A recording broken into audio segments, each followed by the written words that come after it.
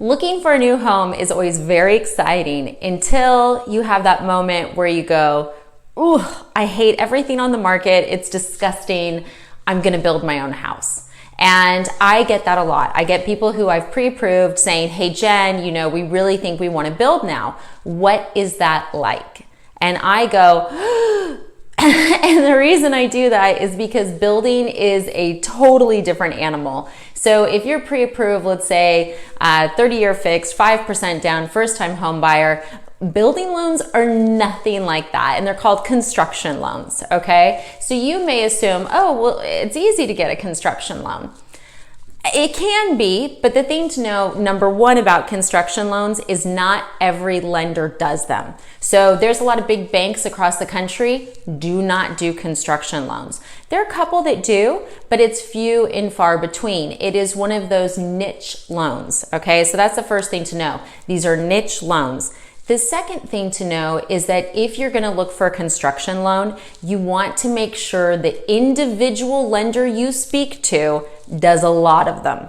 Seriously, I refer out every single construction loan that comes my way because it's not something I do every day. And I know that in order for my client to have the best experience, they really need to be with someone that eats, lives, drinks, breathes construction loans. That needs to be all this person does to a large extent, is construction. Because there's different types. There's, okay, are you buying a piece of land and then are you building?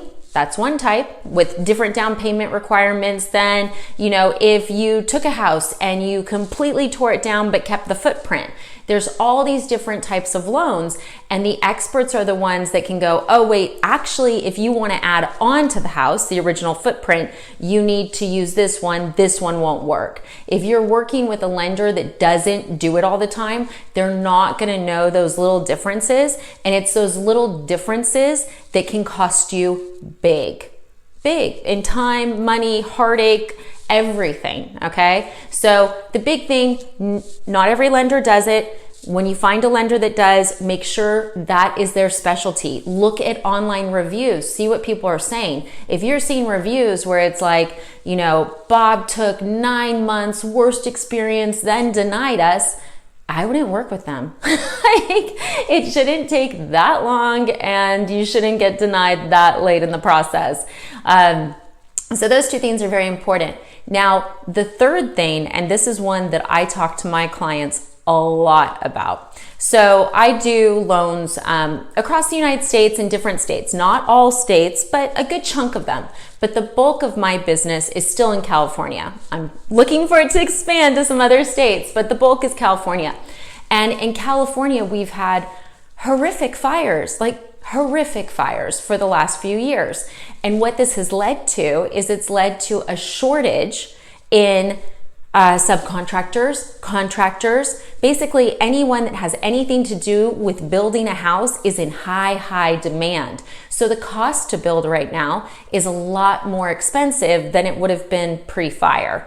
So the conversation I have with my clients, now this part applies to any state. Okay? Because what happens a lot is people go, oh, this house is so expensive. I bet I could buy a piece of land and build a house for $400,000, right?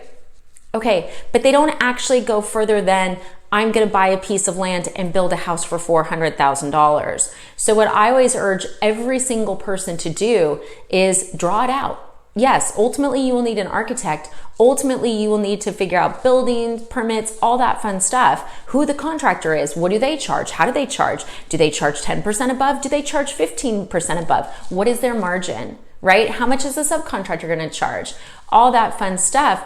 But before you even go down that rocky road, I would draw out, rooms. Okay, here's the bathroom, here's the kitchen. Great. Now pick out, what type of bathtub are you buying? Where are you buying it from?